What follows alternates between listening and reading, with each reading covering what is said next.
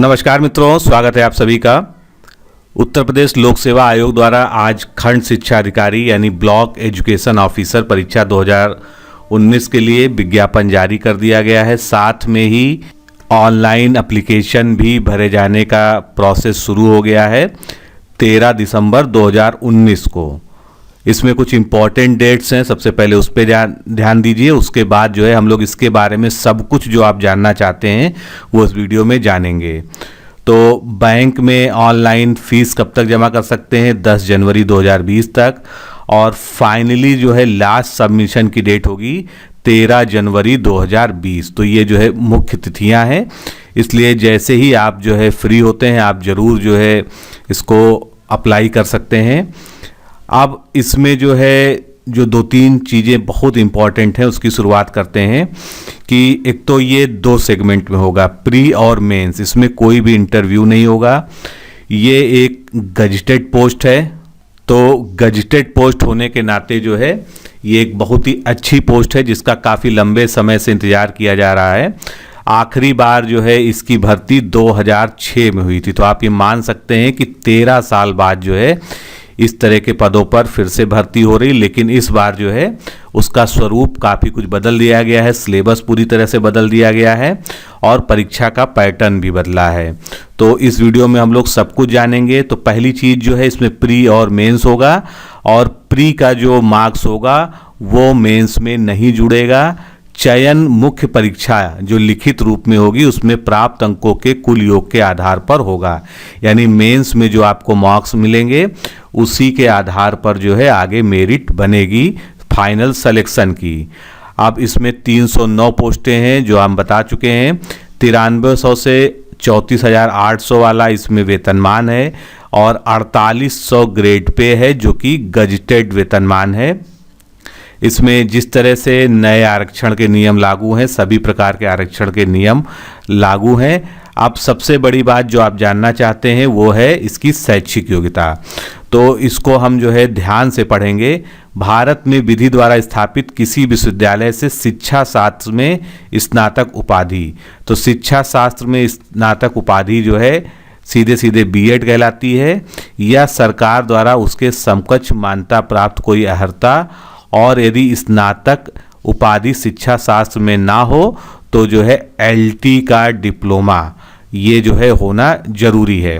तो इसका मतलब ये है कि अगर आपने ग्रेजुएशन भी किया है तो उस आपको जो है लगातार आपने जो है उसमें शिक्षा शास्त्र को एक सब्जेक्ट के रूप में पढ़ा हो, और बीएड के इक्विवेलेंट जो भी डिग्रियां हैं, जो वैलिड डिग्रियां हैं, वो भी जो है इसमें मान्य होगी।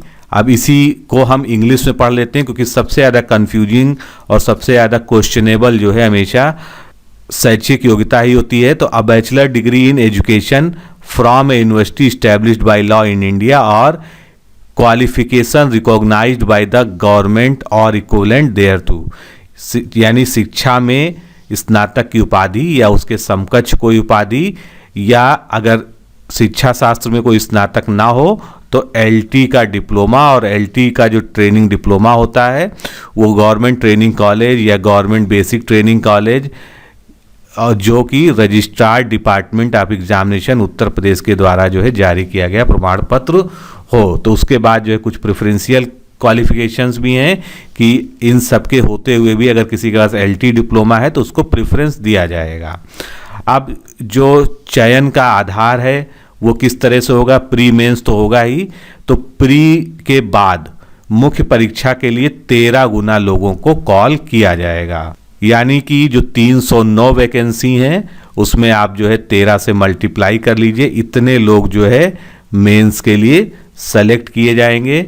और ऐसे अभ्यर्थी जो आहरकारी परीक्षा यानी पद की अनिवार्य अर्हता में सम्मिलित हो रहे हैं, यानी उन्होंने अभी वो अपीयर्ड हैं, उनको जो है डिग्री अवार्ड नहीं हुई है, उनका स्नातक पूरा नहीं हुआ है, वो इस परीक्षा में आवेदन ना करें क्योंकि वो पात्र नहीं होंगे। यानी इस विज्ञापन के प्रकाशन की तिथि तक जो है आपके पास वैलिड डिग्री होनी चाहिए।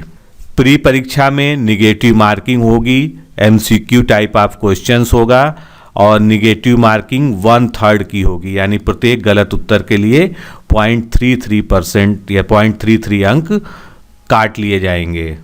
अब जिस तरह से पीसीएस के एग्ज़ाम में जो है न्यूनतम अर्हता है, तो उसी तरह से अनुसूचित जाति तथा अनुसूचित जनजाति के अभ्यर्थियों के लिए न्यूनतम मानक 35% निर्धारित है। तो इन श्रेणियों के अभ्यर्थी यदि प्रारंभिक मुख्य परीक्षा में 35% से कम अंक प्राप्त करते हैं तो वो श्रेष्ठता या चयन सूची में सम्मिलित नहीं किए जाएंगे।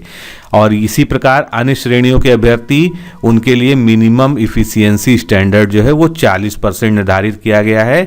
यानी अगर आप 40% नंबर नहीं लाते हैं, उससे कम अंक प्राप्त करते हैं, तो आपका जो है चयन सूची में नाम नहीं होगा।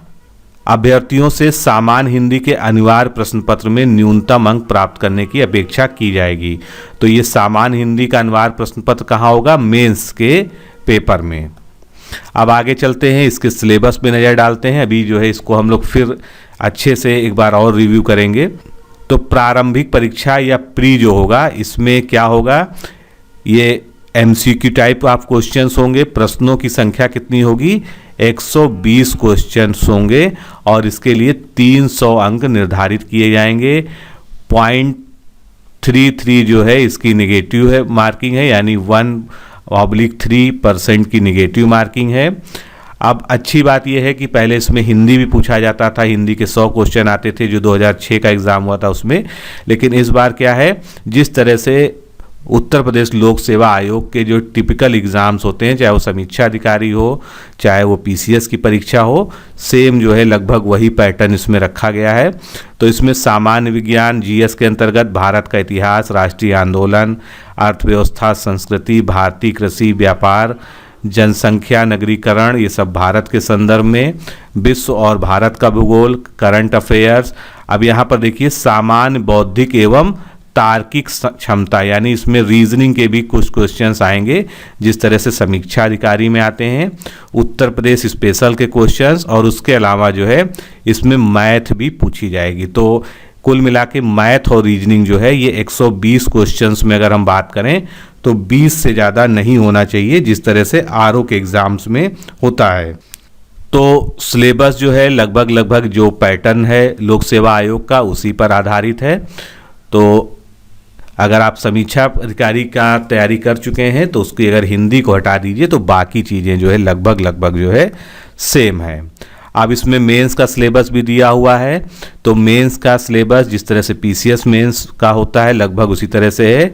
तो इसमें जो है 2 अनिवार्य प्रश्न पत्र होंगे, जैसे कि सामान्य अध्ययन यानी जीएस का होगा और सामान्य हिंदी और निबंध, ये एक साथ होगा। 3-3 घंटे के पेपर होंगे, 200 नंबर के।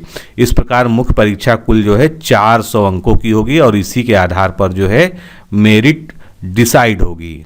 अब इसका हम सिलेबस देख लेते हैं जो मेंस का है। तो मेंस और प्री के सिलेबस जो है लगभग जो है सेम है। यहाँ पर विज्ञान एवं प्रौद्योगिकी संचार एक ये बढ़ जाता है, शिक्षा में अद्यतन विकास, और उत्तर प्रदेश तो प्री में भी था उसी तरह से जो है। और सामान्य हिंदी में अपठित गद्यांश, शासकीय अर्थशास्त्रीय पत्र, वाक्यों को हिंदी से अंग्रेजी में अनुवाद, फिर टिपिकली जो पूछे जाते हैं पीसीएस के मेंस में उसी तरह का जो है अनेकार्थी, विलोम, पर्यायवाची, तत्सम, तद्भव, ये सभी जो है। और हिंदी निबंध का जिसमें जो है 2 खंड होंगे और प्रत्येक खंड से एक जो है निबंध लिखना होगा। तो इस तरह से ये जो है पूरा सिलेबस जो है इसमें दिया गया है।